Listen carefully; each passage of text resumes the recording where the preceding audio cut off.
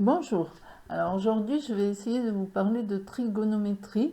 Cette notion s'adresse aux élèves à partir de la troisième. Donc vous voyez au niveau de l'animation, la trigonométrie en troisième se passe dans un triangle rectangle. Et donc vous voyez une petite animation avec un triangle rectangle, mais des longueurs des côtés qui changent. À côté, vous avez ici trois rapports qui ont été calculés, donc AB sur AC, BC sur AC, BC sur AB. Vous voyez que ces trois rapports, par contre, restent fixes. Les longueurs des côtés changent, mais ces trois rapports restent fixes. Donc ça fait penser un petit peu à la proportionnalité. Alors pour pouvoir continuer et déduire des choses, trouver des formules et effectuer des calculs, il nous faut quand même un petit peu de vocabulaire. Donc, vous voyez ici, et vous saviez déjà, le mot hypoténuse dans un triangle rectangle. L'hypoténuse dans un triangle rectangle, c'est le côté le plus long. On peut aussi le définir en disant qu'il est en face de l'angle droit. Il est en face de l'angle droit. Il faut aussi donc définir les deux autres côtés. Mais pour les deux autres côtés, ce n'est pas aussi facile. Alors, par exemple ici, par rapport au sommet A, où on peut aussi parler de l'angle qui est en A ou de l'angle BAC, par rapport à lui, il y a un côté qui est en face aussi. C'est lui. Par rapport à l'angle A, le côté qui est en face, c'est lui. Nous l'appellerons donc le côté opposé à l'angle.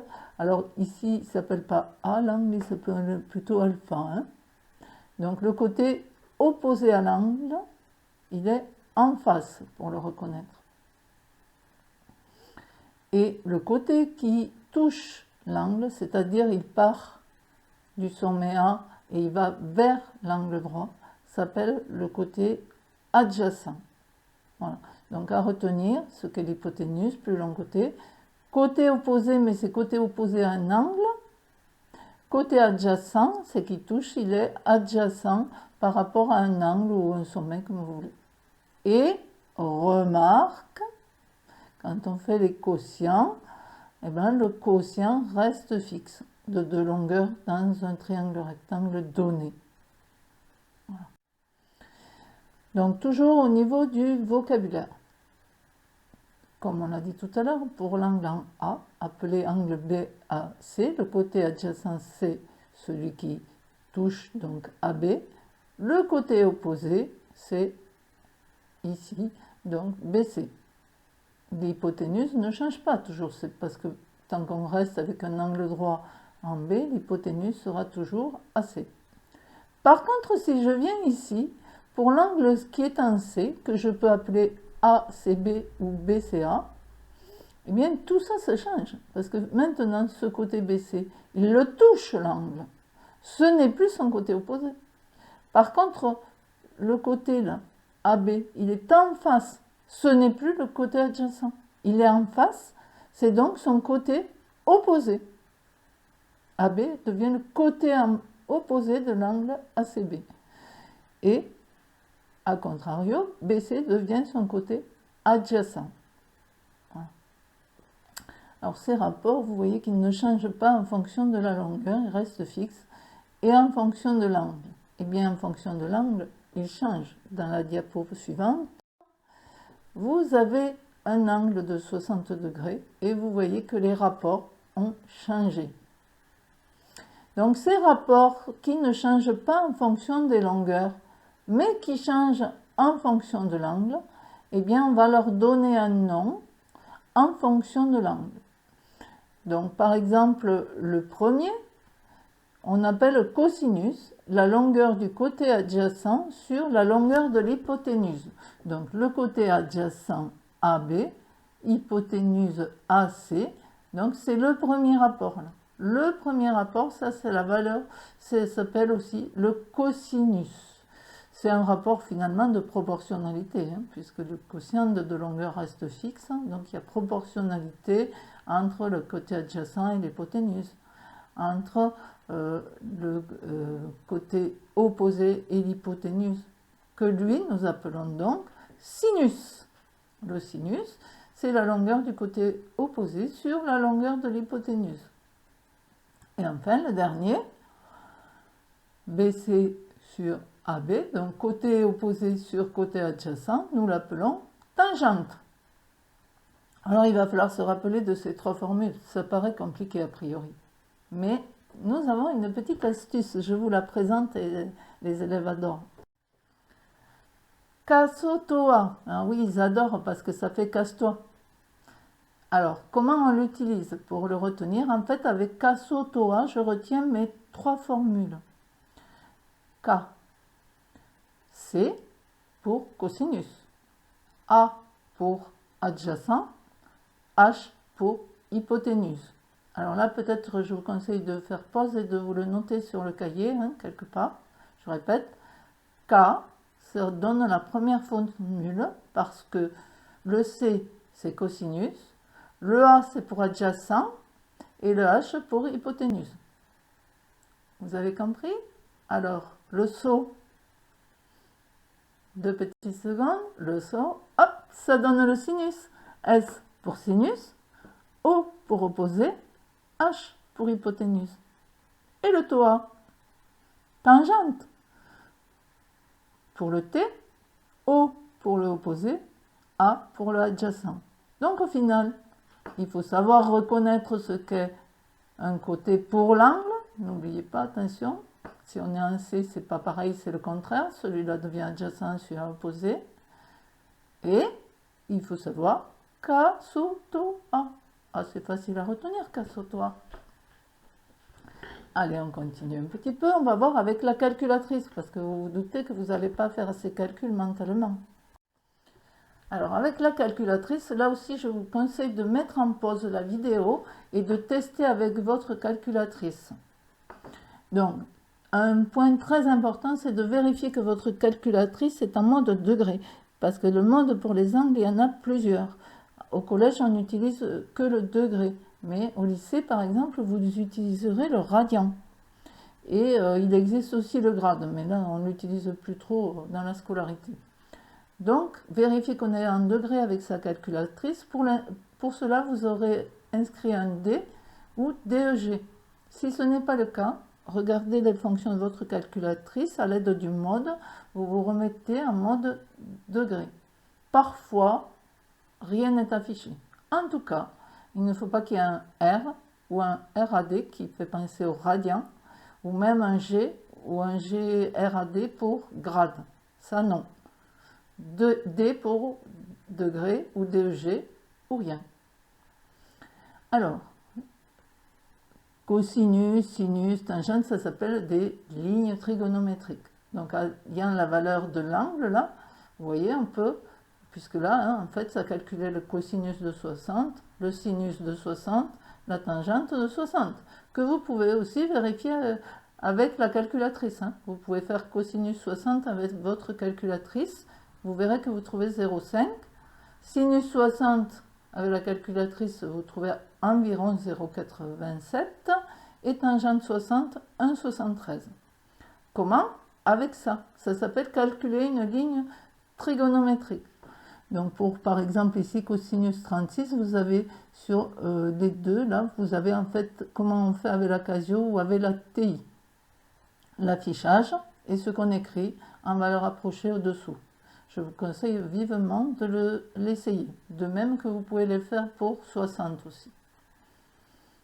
Et d'ailleurs, vous pourrez inverser les valeurs aussi. Donc, quand vous avez fait ça, il faut aussi calculer un angle, sachant la valeur. C'est-à-dire que, par exemple, si je sais que cosinus vaut 0,5, eh bien, je dois trouver que l'angle fait 60. Et ça, je peux le faire avec ma calculatrice en inversant. Alors, en inversant, c'est souvent la touche seconde ou shift. Ça dépend des calculatrices. Vous observez bien votre calculatrice. Très souvent, c'est la touche seconde. Et bien, par exemple, si vous inversez le cosinus, pour retrouver le 60 à partir de cosinus égale 0,5, vous faites seconde cosinus 0,5 et n'oubliez pas de fermer les parenthèses, là, c'est très important. Alors ici, c'est pas très important parce qu'il n'y a pas de calcul, il y a juste la valeur. Mais, quand on fera les calculs tout à l'heure, si vous ne fermez pas la parenthèse, vous avez tout faux. Ça ne prend pas la même chose. Parce qu'en fait, cosinus, sinus, tangente, c'est des fonctions. Donc ça calcule la valeur de ce que vous mettez dans la parenthèse. Vous verrez quand vous le tapez, ça vous ouvre une parenthèse qu'il faut refermer. Absolument refermer de suite après avoir mis l'angle ou de suite après avoir mis le nombre. Et après, exé ou entrée, ça dépend si on est avec TI ou avec Casio. La valeur inverse, donc pour le sinus, ça s'appelle la fonction inverse, ça s'appelle arcsinus, c'est son nom. C'est la fonction inverse du sinus. Comme vous avez vu pour le carré, la fonction inverse, c'est la racine carrée. Pour la tangente, vous aurez donc écrit arc tangente. Et pour le cosinus, si vous voulez essayer, vous aurez écrit arc cosinus. Voilà. Donc, pour le 0,5, là, arc cosinus, et vous trouvez 60. Arc cosinus, comment vous le faites afficher? Seconde cosinus, 0,5, entrée au exé, et vous trouvez 60. Allez, moi je continue. Vous pouvez mettre en pause et le chercher. Alors maintenant, bien sûr, l'objectif c'est de résoudre des problèmes. Donc nous allons en voir deux. On peut, à l'aide des formules cosinus, sinus ou tangente, puisqu'elles lient un angle finalement à des longueurs, et bien soit calculer un angle, soit calculer une longueur. Ça dépend des données de l'exercice comme toujours. Par exemple, dans cet exemple, on va calculer un angle et on voit qu'on a deux données qui sont des longueurs. Puisqu'on a deux données qui sont des longueurs, ça correspond bien au calcul d'un angle. Voilà. Maintenant, le problème, est-ce que je vais devoir utiliser le cosinus, le sinus, la tangente avec ma calculatrice? Ça, c'est difficile à savoir. Pour ça, toujours schématiser. Alors, comme la trigonométrie, c'est un triangle rectangle, schématiser un triangle rectangle et mettre les données dessus. Donc ici, l'échelle de 3 mètres, elle est où? L'échelle de 3 mètres, c'est là, hein, ici. Ça, c'est mon mur. AC, ça va représenter mon mur. Il est vertical. Donc l'échelle va être appuyée sur le mur. Et on place le pied de l'échelle, c'est B, à 1 mètre. Donc ça veut dire que ma distance AB, elle fait 1 mètre. Et qu'est-ce que je cherche après? La pente, elle est où la pente? La pente, elle est ici. Et ensuite, une fois que j'ai fait ça, donc pour cet angle, il faut que je repère ce que sont les côtés. Pour cet angle, bon, là, on a dit l'échelle 3 mètres. 3 mètres, qu'est-ce que c'est pour le triangle rectangle en A? Ça, c'est l'hypoténuse, facile. Par contre, une fois que j'ai repéré que la pente, ça va être cet angle ici, qu'est-ce que c'est le côté AB? Hein? Bientôt. Et oui, le côté AB, c'est le côté adjacent. Il touche à l'angle et rejoint l'angle droit. Donc ça s'appelle le côté adjacent. Donc pour cet angle que je cherche, j'ai mis les informations et j'ai dit ce que c'était. Ça, c'est le côté adjacent. Ça, c'est l'hypoténuse. Pour cet angle que je cherche. Donc, A et H, j'ai adjacent hypoténuse. Je regarde ma formule, pardon, K-SO-TOA. Ah ben c'est le début. A et H, c'est là. Donc je retiens avec K. Vous voyez, tout dépend de ce qu'on a. Si on avait eu l'opposé et l'hypoténuse, eh ben, j'aurais pris le deuxième morceau, SO, et j'aurais fait le sinus. Là, comme j'ai A et H, adjacent hypoténuse, donc j'en déduis que ça fera le cosinus. Une fois que j'ai trouvé la formule en ayant modélisé mon exercice, je vais devoir l'appliquer. Donc je rédige. Puisque la trigonométrie est dans un triangle rectangle, n'oubliez pas de citer le triangle. Très important. Dans le triangle ABC rectangle en A, je cherche finalement le cosinus de ABC. J'utilise le cosinus de ABC. Et donc, c'est la longueur du côté adjacent sur la longueur de l'hypoténuse. Je vais ensuite remplacer par ce que je sais, comme d'habitude. Donc, on remplace ici, donc le cosinus, c'est lui que je cherche. Adjacent, longueur du côté adjacent, on a dit que c'était le côté AB, donc AB pour longueur. L'hypoténuse, on a vu sur le schéma que c'était BC. Et donc, c'est égal à 1 sur 3. Pour trouver l'angle, c'est ce que nous avons vu précédemment, on utilise la calculatrice en inversant le cosinus. Puisque je connais la valeur du cosinus, je cherche l'angle, je fais la fonction inverse. Inverse du cosinus, c'est A cosinus. Donc, je tape sur ma calculatrice seconde cosinus, ça ouvre une première parenthèse ici, et ensuite je tape directement un tiers, hein, pas besoin d'avoir fait une valeur approchée ici qui pourrait m'éloigner du bon résultat. Direct, je peux faire un tiers. Et j'oublie pas de fermer la parenthèse. Une parenthèse s'est ouverte, donc je dois la fermer. Et après je fais un trait, et j'ai 71, quelque chose. Donc je vais garder 71 pour environ. Hein. En général, les angles, on les donne au degré près, et la valeur approchée la plus près de celle affichée, c'est 71. J'oublie pas, comme c'était un exercice concret, nous on appelle ça format 3 dans notre collège, de faire une phrase réponse. En reprenant, si j'ai du mal en français, directement la question, hein, quelle va être la pente, et bien j'écris la pente de l'échelle est. Alors, d'environ 71 degrés, sauf information contraire, les angles, on peut toujours les donner au degré près. Alors maintenant, on va voir comment calculer une longueur. À nouveau, un deuxième petit problème. Je garde ma formule Cassottoa pour le moyen mémotechnique, hein, toujours. J'ai déjà un début de schématisation, celui-là, donc c'est peut-être un peu plus simple pour repérer les données. Donc, calculer une longueur parce que je cherche la hauteur de la falaise. Voilà, toujours la tâche à accomplir. Où est-ce qu'elle est? C'est la hauteur de la falaise. Donc, on est bien dans calculer une longueur. Où elle est ma hauteur de la falaise? La hauteur de la falaise, elle est ici, c'est clair. Donc, ça sera schématisé par trouver AB, en fait, mathématiquement. Quelle est la longueur de AB? Sachant l'angle de 9 degrés qu'on nous a déjà repéré ici. Hein. Voilà. Le voir, c'est l'angle de vision. On aurait pu ne pas nous le repérer. On schématise l'angle droit pour l'angle de vision aussi. Un homme sur un bateau à 500 mètres de la côte. Quand on dit la distance en mathématiques, c'est toujours y aller en angle droit, parce que c'est le plus court chemin de la distance. Donc c'est pas AH, parce que la distance en mathématiques, c'est le plus court chemin, et le plus court chemin, c'est y aller tout droit, perpendiculairement. Hop, j'y vais tout droit. Donc la distance, ça sera ici, le 500 mètres. Ça, c'est un repère. Hein. Beaucoup d'élèves se trompent. Une distance, c'est le plus court chemin pour y aller. Donc, en mathématiques, c'est tout droit. Donc, en angle droit par rapport à la falaise, au mur. Voilà. Plus court chemin. 500 ici. Alors, qu'est-ce que je connais? Qu'est-ce que c'est ce côté AB?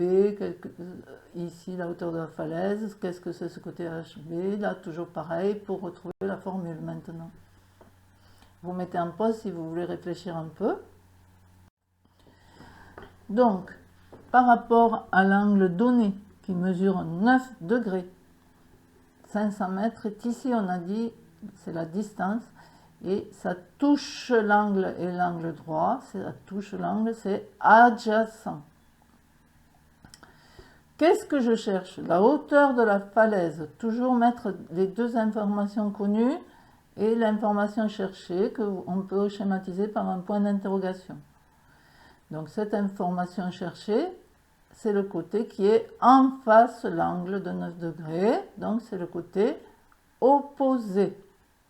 Comme tout à l'heure, opposé adjacent, O et A, par rapport à ma formule, c'est pas là, oh, c'est ici, TOA. Et toa, on a dit que le T vient de tangente. Donc, tangente, eh bien, comme tout à l'heure, phrase de rédaction, je cite le triangle rectangle et j'écris la formule. Donc, c'est la tangente de l'angle qui est ici, qui s'appelle donc AHB ou BH1. Donc, c'est égal formule TOA, opposé sur adjacent. Comme tout à l'heure, je remplace par les valeurs. Alors ici, cette fois, c'est l'angle que je connais. Donc j'ai tangente de 9 degrés que je mets bien entre parenthèses. Ça sera très utile pour la calculatrice. AB, c'est le côté opposé. La longueur du côté opposé. HB, la longueur du côté adjacent. AB, c'est la longueur que je cherche, donc je la maintiens. HB, je la connais, je la remplace. Oula, ça se complique, parce que je dois calculer AB, sachant tangente 9 et 500. Quelle opération je dois faire pour les trouver? Eh bien, si vous vous rappelez, ou si vous l'avez vu, on a déjà vu un lien entre trois grandeurs là. La tangente, AB 500, c'est multiplicatif ou c'est sous forme de quotient, on a un petit triangle magique. Vous vous rappelez? Ça, c'est un moyen. Le petit triangle magique ici, pour inverser ma formule de la tangente. La tangente, c'est opposé sur adjacent. Vous vous rappelez, si vous avez vu ce triangle, je cache tangente ici. Pour schématiser que c'est une division, je mets le haut au-dessus et le A en bas. Donc la tangente, c'est opposé sur adjacent. Et si je veux calculer le côté opposé, je cache opposé, et je vois que la tangente est alignée avec le côté adjacent. Donc pour calculer le côté opposé, je ferai le côté adjacent fois la tangente, ou la tangente fois le côté adjacent, ça c'est pareil, à condition de bien fermer la parenthèse. Tiens, tant qu'on y est, et si j'avais voulu calculer le côté adjacent, ça donnait quoi? Je le cache, et je vois qu'au-dessus, j'ai opposé, en bas, adjacent. Donc je cache, adjacent serait égal au côté opposé divisé par la tangente. Ça, c'est un premier moyen, le triangle magique, que vous pourrez toujours utiliser. Un deuxième serait les produits en croix, parce que finalement, les produits en croix, vous les connaissez bien aussi, depuis la quatrième. Donc, pour ne pas se tromper, on peut remettre que tangente 9, ça peut s'écrire tangente 9 divisé par 1. Vous savez que divisé par 1, on peut toujours l'écrire. 3, c'est égal à 3 sur 1. Donc, je peux écrire que c'est tangente 9 sur 1 égale à B sur 500. Pareil, si j'avais voulu faire avec toi, tangente est égale à opposé sur adjacent. C'est pareil, on retrouve la même forme avec les lettres. Et puis mes produits en croix, puisque je veux AB, c'est-à-dire le côté opposé, produit en croix, la diagonale est ici. Donc je vais multiplier, je retrouve que je dois multiplier la tangente par le côté adjacent. Voilà. Bien sûr, le diviser par 1, ça ne sert à rien. On ne l'écrira pas. Donc tangente que multiplie le côté. Allez, on termine la correction. Mettez en pause si vous souhaitez chercher par vous-même. N'oubliez pas d'utiliser la calculatrice aussi. Mais cette fois, on ne l'inverse pas. On ira faire directement la tangente de 9. En fermant la parenthèse, j'insiste, j'ai trop eu d'erreurs, désolé. Et voici donc pour terminer. Donc, on a dit que pour calculer l'opposé, je fais le côté adjacent fois la tangente ou la tangente fois le côté adjacent, comme je veux. Un des deux moyens pour le retrouver, vous faites comme vous voulez, utilisez celui que vous voulez, celui que vous aimez le mieux, le plus facile pour vous, soit le produit en croix, soit le petit triangle, le haut, il est là, puisque c'est lui que je divise par l'adjacent pour avoir la tangente. À l'aide de ma calculatrice, donc je fais les calculs. Vérifiez-le ce calcul en mettant en pause pour voir que vous ne vous trompez pas et que vous n'oubliez pas de fermer la parenthèse. C'est bien une chose, ferme la parenthèse quand je calcule.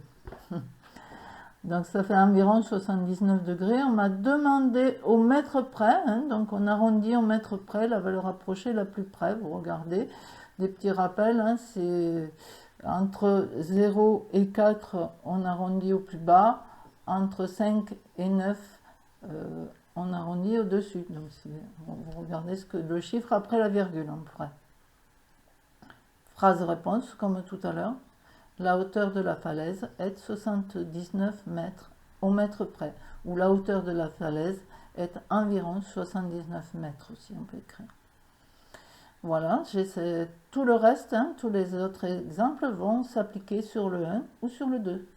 Je change juste de ligne trigonométrique, mais la méthode reste la même. Une fois que j'ai trouvé si c'est cosinus, sinus ou tangente, ben j'applique soit l'exemple 1 si je veux calculer un angle, soit l'exemple 2 si je veux calculer une longueur, avec mes deux petites techniques, celles que vous voulez, pour inverser la formule, parce que là on avait le nombre au numérateur, la valeur de la longueur au numérateur, mais on pourrait avoir celle-là.